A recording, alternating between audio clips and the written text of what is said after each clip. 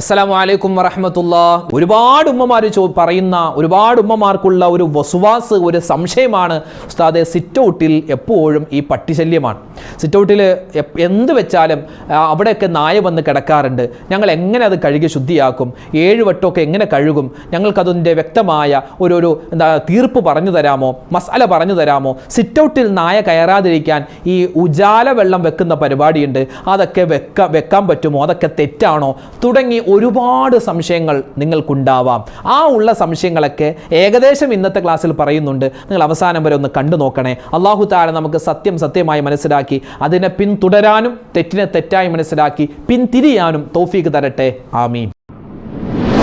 ഒരു നായയുമായി ബന്ധപ്പെട്ട ചർച്ചയാണ് നമ്മൾ ഇന്ന് നടത്തുന്നത്. ഇപ്പോൾ പൊതുവെയുള്ള ഒരു വർത്തമാനം, മുസ്ലിമീങ്ങൾ എന്ന് പറഞ്ഞാൽ അവർ പട്ടി വിരോധിയാണ്, നായ വിരോധിയാണ്. നായ എവിടെ വെച്ച് കണ്ടാലും കൊല്ലണമെന്ന് മുസ്ലിമീങ്ങൾ പറയുന്നു എന്നുപോലും സോഷ്യൽ മീഡിയയിലൂടെ പ്രചരിപ്പിക്കുന്ന ശത്രുക്കളുടെ കാലമാണ്. പരിശുദ്ധമായ ഇസ്ലാം ഒരിക്കലും നായയെ കണ്ടാൽ കൊല്ലണമെന്നൊന്നും പറഞ്ഞിട്ടില്ല. ഉപദ്രവകാരിയായ ജീവിയെ, അതിപ്പോൾ നായെന്നല്ല, മനുഷ്യന് ഉപദ്രവമുള്ള പാമ്പ് പോലെ, തേള് പോലെയുള്ള ജീവികൾ, അവയെ കൊല്ലാനുള്ള അനുവാദം ഇസ്ലാം തന്നിട്ടുണ്ട്. ഇനി ഇസ്ലാം തന്നില്ലെങ്കിൽ പോലും നമ്മളൊക്കെ അത് ചെയ്യുന്നതാണ്, അല്ലേ?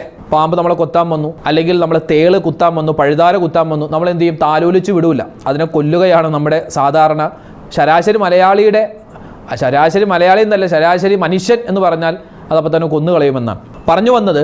നമുക്ക് വിഷയത്തിലേക്ക് വരാം. നായ, ഇസ്ലാം എന്തു പറയുന്നു? എന്തിനാണ് ഇസ്ലാം നായ തൊട്ടാൽ 7 വട്ടം 7 കുളത്തിൽ കുളിക്കണം എന്നൊക്കെയാണ് പറയുക? 7 കുളത്തിൽ കുളിക്കണം, 7 പ്രാവശ്യം കുളിക്കണം. നമുക്കതിൻ്റെ സത്യാവസ്ഥയിലേക്കൊക്കെ വരാം. ഇപ്പോൾ നമ്മൾ ഈ കൊറോണയും നിപ്പയും ഡെങ്കി എലിപ്പനിയൊക്കെ വരുമ്പോൾ നമ്മുടെ ആരോഗ്യ പ്രവർത്തകർ പറയും, എന്തു പറയും? കൊതുക് അത് വരാതെ സൂക്ഷിക്കണം, കൊതുക് വരാതിരിക്കാനുള്ള മാർഗങ്ങൾ സ്വീകരിക്കണം, എലിയെ കൊന്നുകളയണം. അതുപോലെ തന്നെ ഇപ്പോൾ ഈ നിപ്പ വൈറസ് വന്നപ്പോൾ വവ്വാലുകളെ കൊന്നുകളഞ്ഞു. പക്ഷിപ്പനി വരുമ്പോൾ ഒരുപാട് താറാവുകളെയും കോഴികളെയൊക്കെ കൊന്നുകളയാറുണ്ട്, കാലികളെ കൊന്നുകളയാറുണ്ട്. എന്താണ്? അതിനോടൊന്നും കരുണയില്ലാഞ്ഞിട്ടല്ല, മറിച്ച് അതുവഴി നമുക്ക് മനുഷ്യന് രോഗം വരാതിരിക്കാൻ വേണ്ടി നമ്മൾ മുൻകൂട്ടി ചെയ്യുന്ന ഒരു പണിയാണത്, മുൻകരുതലുകളാണ്. അതിനെ ആരും കുറ്റം പറയാറൊന്നുമില്ല. നമുക്കിപ്പോൾ അതിന് കുറ്റം പറയാനും പറ്റില്ല. കാരണം നമുക്ക് മനുഷ്യന് ഹിതമല്ലാത്ത, മനുഷ്യന് എന്തെങ്കിലും പ്രയാസമുണ്ടാകുന്ന ഒരു രോഗം മറ്റ് ജീവികളിൽ നിന്നുണ്ടായാൽ അതിനെ നമ്മൾ ഇല്ലാതാക്കും, സ്വാഭാവികമാണ്. ഇതുപോലെ നായ എന്ന് പറഞ്ഞാൽ അത് ഐൻ നജസാണ്.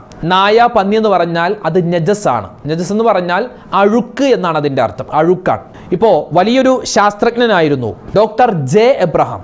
അദ്ദേഹം ഈ എന്തിനാണ് മുസ്ലിമീങ്ങൾ ഇങ്ങനെ നായ വിരോധം കാണിക്കുന്നത് എന്നൊരു ചർച്ചയിൽ അദ്ദേഹം ആ നായയുടെ, ഈ പട്ടിയുടെ വായിൽ നിന്ന് വരുന്ന ഉമിനീരുണ്ട്, ഈള എന്ന് പറയും, അത് അദ്ദേഹം ഒരുപാട് ഗവേഷണങ്ങൾ നടത്തിയപ്പോൾ അതിൽ ഒരുപാട് വൈറസുകളും ബാക്ടീരിയകളും, മനുഷ്യന് ഒരുപാട് രോഗങ്ങൾ ഉണ്ടാക്കുന്ന ഒരുപാട് ബാക്ടീരിയകളും അതിലുണ്ട് എന്ന് അദ്ദേഹത്തിന് മനസ്സിലാവുകയും അതിനെയൊക്കെ എങ്ങനെയാണ് നശിപ്പിക്കാൻ പറ്റുക എന്ന ചർച്ചയിൽ അദ്ദേഹം മനസ്സിലാക്കി. അദ്ദേഹം പറഞ്ഞത്, മുസ്ലിമീങ്ങൾ പറയുന്നത് പോലെ മണ്ണ് കലക്കിയ വെള്ളം കൊണ്ട്, മണ്ണ് കൊണ്ടാണ് അതിലെ പല ബാക്ടീരിയകളെയും പല വൈറസുകളെയും ഒക്കെ നശിപ്പിക്കാൻ പറ്റിയതെന്ന് അദ്ദേഹത്തിൻ്റെ ഒരു പഠനത്തിൽ കാണാൻ പറ്റും. ഇത് ഞാൻ എൻ്റെ വകയായിട്ട് പറഞ്ഞതല്ല. ഇസ്ലാം ഒരിക്കലും നായയെ എവിടെ വെച്ച് കണ്ടാലും കൊല്ലണമെന്നൊന്നും പറയുന്നില്ല. ഇസ്ലാമിൽ സ്വർഗം അത് മുസ്ലിമീങ്ങൾ ഏറ്റവും കൂടുതൽ, നമ്മളൊക്കെ മുസ്ലിമീങ്ങളാണ്, നമ്മളൊക്കെ ഏറ്റവും കൂടുതൽ ആഗ്രഹിക്കുന്നത്, നമ്മൾ നിസ്കരിക്കുന്നത്, നോമ്പ് പിടിക്കുന്നത്, ഖുർആൻ ഓതുന്നത്, ഞാനിങ്ങനെ ക്ലാസ് പറയുന്നത്, നിങ്ങളിങ്ങനെ ക്ലാസ് കേൾക്കുന്നത്, ഇതിൽ പറയുന്ന കാര്യങ്ങൾ നമ്മുടെ ജീവിതത്തിൽ നമ്മൾ അമൽ ചെയ്യുന്നത് എന്തിനാണ്? ആ സ്വർഗത്തിൽ പോവാനാണ്, അല്ലേ?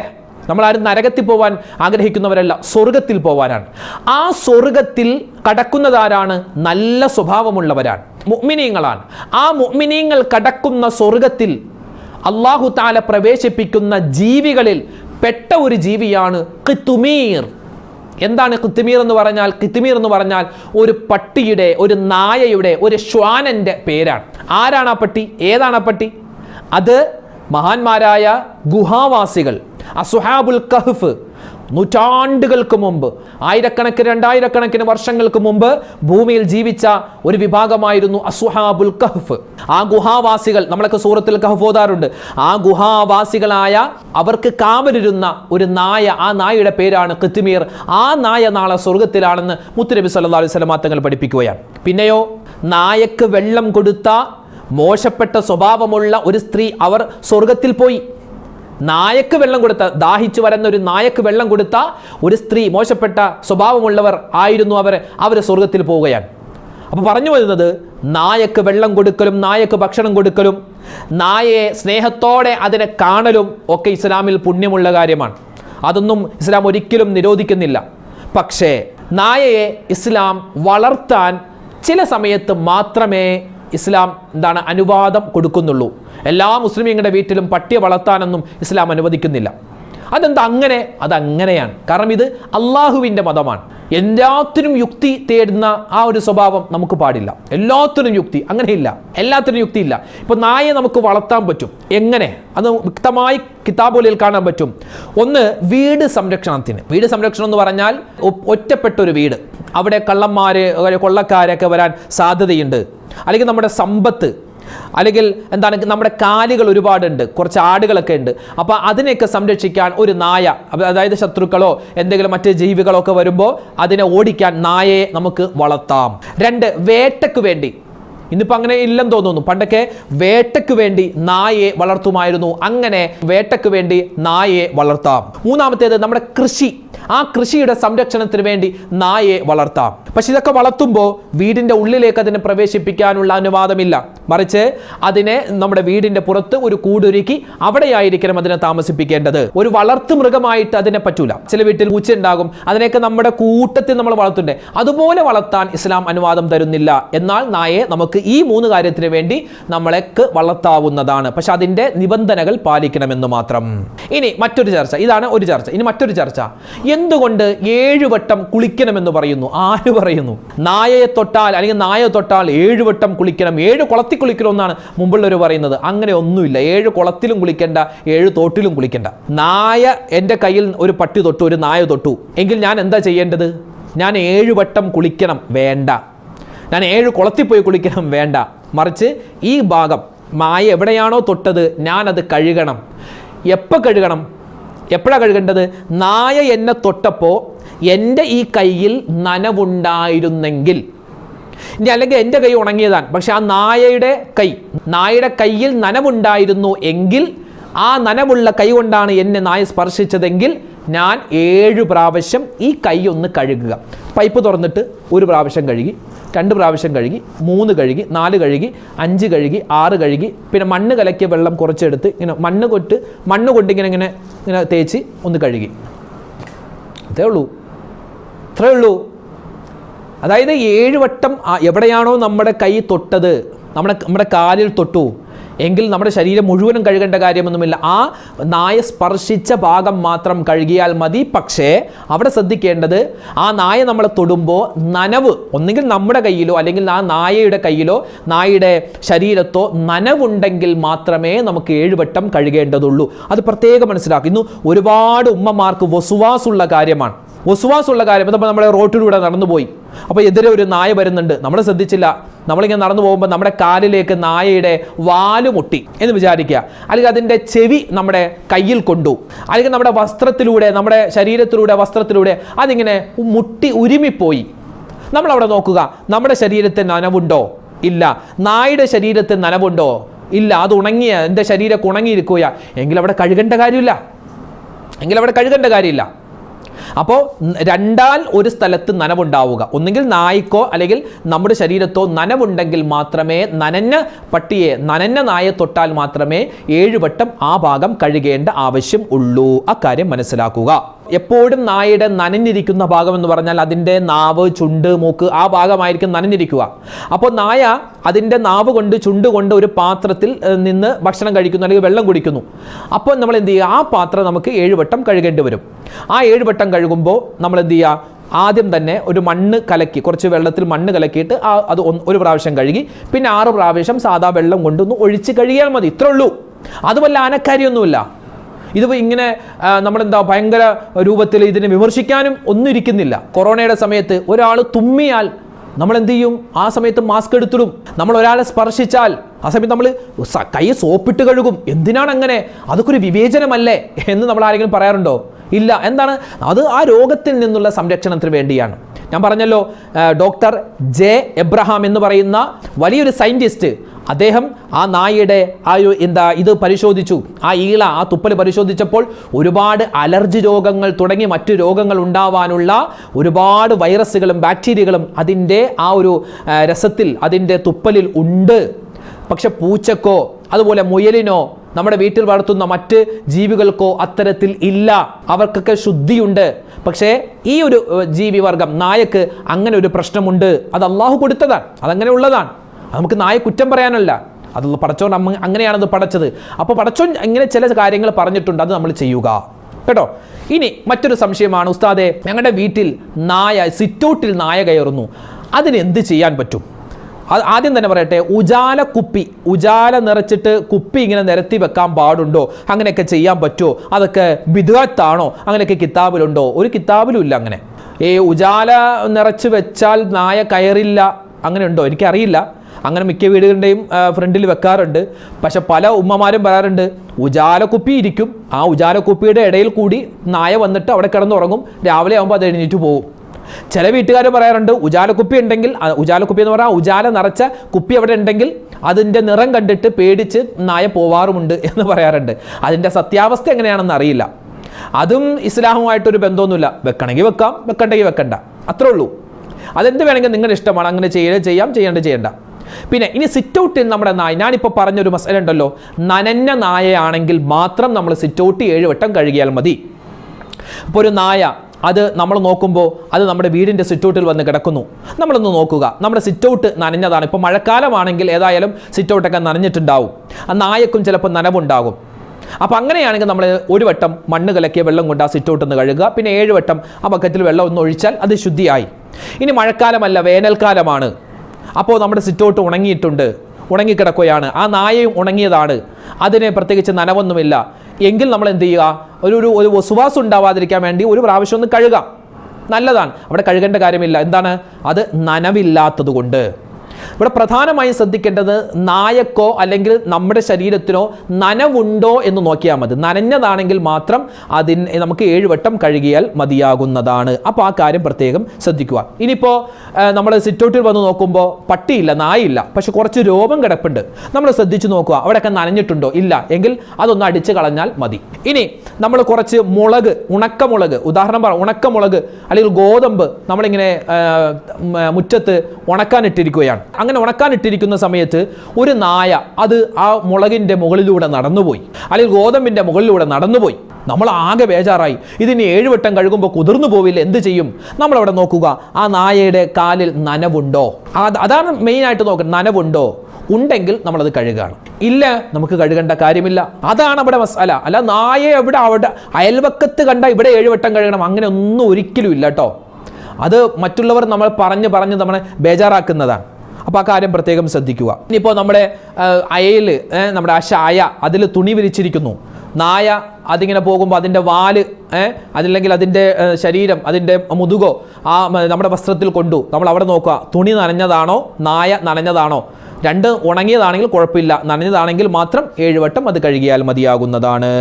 ഇനി നമ്മുടെ മുറ്റത്തു കൂടി ഒരു നായ നടന്നുപോയി, അതിൻ്റെ പിറകെ നമ്മുടെ കുട്ടിയും നടന്നുപോയി. അല്ലോ പടച്ചോനെ, ഈ പട്ടി നടന്നുപോയ സ്ഥലത്തു കൂടി കുട്ടി, നമ്മുടെ മോൻ അല്ലെങ്കിൽ നമ്മുടെ മോള് ചെരുപ്പില്ലാതെ നടന്നല്ലോ, ഇനി അവൻ്റെ കാലും 7 വട്ടം കഴുകണ്ടേ? വേണ്ട, അത് വേണ്ട. ഇപ്പോൾ ഒരു പാത്രം, ആ പാത്രത്തിൽ നായ തലയിട്ടു, നായ നക്കിയതിനെ, അപ്പോൾ നമ്മൾ എന്ത് ചെയ്യണം? ആ പാത്രം 7 വട്ടം കഴുകണം.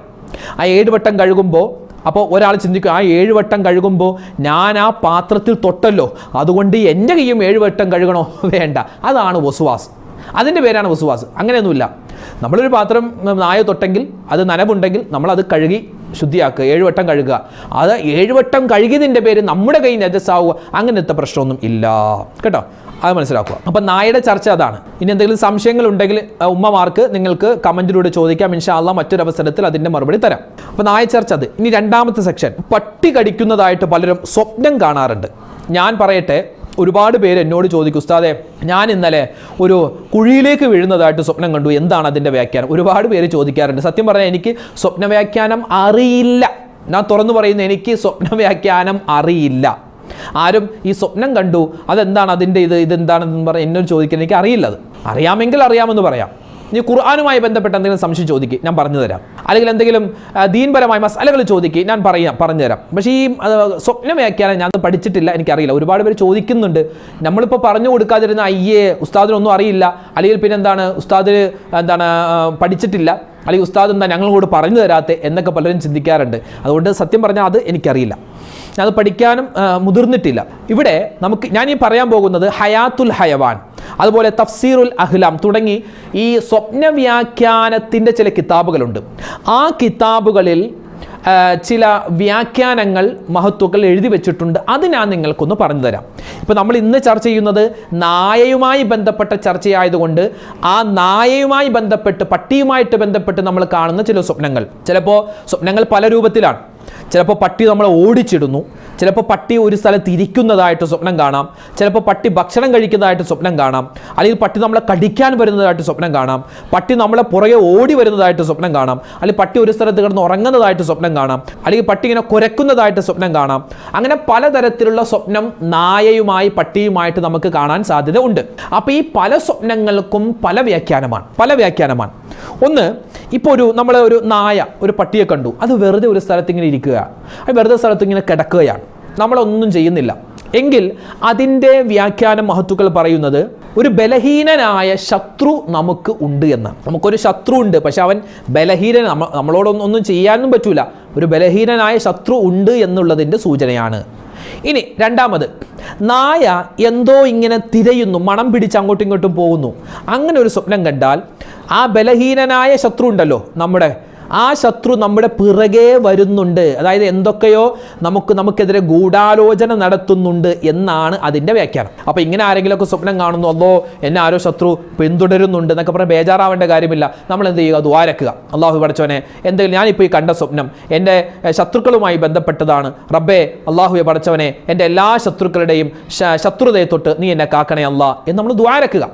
എപ്പോൾ ഏത് സ്വപ്നം കണ്ടാലും നമ്മൾ അപ്പം തന്നെ ദുആരക്കുക, അള്ളാഹുവെ ഖൈറാണെങ്കിൽ നീ എനിക്ക് എത്തിച്ചു തരണം, എന്തെങ്കിലും ഷർറാണെങ്കിൽ റബ്ബേ നീ തട്ടി മാറ്റണേ എന്ന് അപ്പം തന്നെ നമ്മൾ ദുആരക്കണം കേട്ടോ. അതുപോലെ അഊദു ബികലിമാത്തില്ലാഹി താമ്മാത്തി മിൻ ശർരി മാ ഖലഖ്, ബിസ്മില്ലാഹില്ലദീ ലാ യദുറു മഅ ഇസ്മിഹി ഷൈഉൻ ഫിൽ അർളി വലാ ഫിസ് സമാഇ വഹുവസ് സമീഉൽ അലീം തുടങ്ങിയ ദിക്റുകളൊക്കെ നമുക്ക് പറയാവുന്നതാണ്.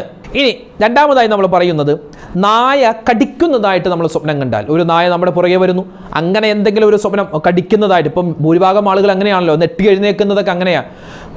ഒരാൾ നമ്മളിങ്ങനെ കിടന്നുറങ്ങുന്നു അല്ലെങ്കിൽ ഇരിക്കുന്നു, ആ സമയത്ത് പുറകെ ഒരു നായ വന്നിട്ട് നമ്മളെ കടിക്കുന്നതായിട്ട് സ്വപ്നം കാണുകയാണ്. അങ്ങനെ സ്വപ്നം കണ്ടാൽ അതിൻ്റെ അർത്ഥം എന്താണ്? താൽക്കാലികമായ ഒരു ഇടങ്ങേറ് നമുക്ക് വരാനുണ്ട് എന്നാണ്. താൽക്കാലികമായ ഒരു ഇടങ്ങേറ്, എന്തെങ്കിലും ചെറിയൊരു ആക്സിഡൻറ്റോ അല്ലെങ്കിൽ എന്തെങ്കിലും ഒരു രോഗമോ എന്തൊക്കെ നമുക്ക് വരാനുണ്ട്, താൽക്കാലികമാണ്, അത് വേഗത്തിൽ പോകും. അപ്പോഴും നമ്മൾ ദ്വാരക്കണം, അള്ളാഹു പടച്ചോനെ എനിക്ക് എന്തെങ്കിലുമൊക്കെ ഒരു മുസീബത്ത് വരാനുണ്ടെങ്കിൽ അത് നീ തട്ടിക്കളയണം നമ്മൾ ദ്വാരക്കുക. ഇനി ഒരു രോഗിയായ നായ, ഒരു ചൊറിയൊക്കെ പിടിച്ച് ഒരു നായ ഇങ്ങനെ ഇരിക്കുന്നു, അല്ലെങ്കിൽ നമ്മൾ നോക്കുന്നു, അങ്ങനെയൊക്കെ എന്തെങ്കിലും നമ്മൾ ഒരു സ്വപ്നം കണ്ടാൽ നമ്മുടെ അടുത്ത സുഹൃത്ത്, നമ്മുടെ ഒരു കൂട്ടുകാരന് എന്തോ ഒരു അസുഖം വരാനുണ്ട് എന്നതിൻ്റെ ഒരു അടയാളമാണെന്ന് നമുക്ക് കിതാബുകളിൽ കാണാം. അപ്പോൾ നമ്മൾ ദുആരക, അല്ലാഹുവേ ആർക്കാണോ ഈ രോഗം വരാനുള്ളത് എനിക്കറിയില്ല, അവരുടെ രോഗങ്ങളൊക്കെ നീ വേഗത്തിൽ ശിഫയാക്കി കൊടുക്കണേ, നമ്മൾ ദുആരക. ഇനി നായ നമ്മളെ ഓടിച്ചിടുന്നു, അങ്ങനെ നായ നമ്മളെ ഓടിച്ചിടുന്നു എന്നതായിട്ട് ഒരു സ്വപ്നം കണ്ടാൽ, അല്ലെങ്കിൽ ഒരു വേട്ട നായ നമ്മുടെ പുറകെ വരുന്നു, അല്ലെങ്കിൽ നായ മറ്റൊരു ജീവിയെ പിടിക്കാൻ പോകുന്നു, അല്ലെങ്കിൽ ഈ വേട്ടനായ ഉണ്ടല്ലോ, വേട്ടനായ, അതിനെയൊക്കെ നമ്മൾ സ്വപ്നം കണ്ട ഒരു ഇരയെ പിടിക്കാൻ പോകുന്നതായിട്ട് സ്വപ്നം കണ്ടാൽ അതിൻ്റെ അർത്ഥം എന്താണ്? നമുക്ക് എന്തോ ഒരു നന്മ വരാനുണ്ട്, പ്രത്യേകിച്ച് നമ്മുടെ കുടുംബം, നമ്മുടെ കച്ചവടം, കൃഷി, അതിലൊക്കെ എന്തോ ഒരു ഖൈറ് വരാനുണ്ട് എന്നതാണ് അതിൻ്റെ അർത്ഥം. നായ ഇരയെ പിടിക്കുന്നു, നായ നമ്മുടെ പുറകെ വരുന്നു, ഒന്നും ചെയ്യുന്നില്ല, പുറകെ വരുന്നു, നായ വേട്ടയാടുന്നു, അങ്ങനെ ഒരു സ്വപ്നം കണ്ടാൽ അതാണ് അതിൻ്റെ അർത്ഥം. എന്ത്?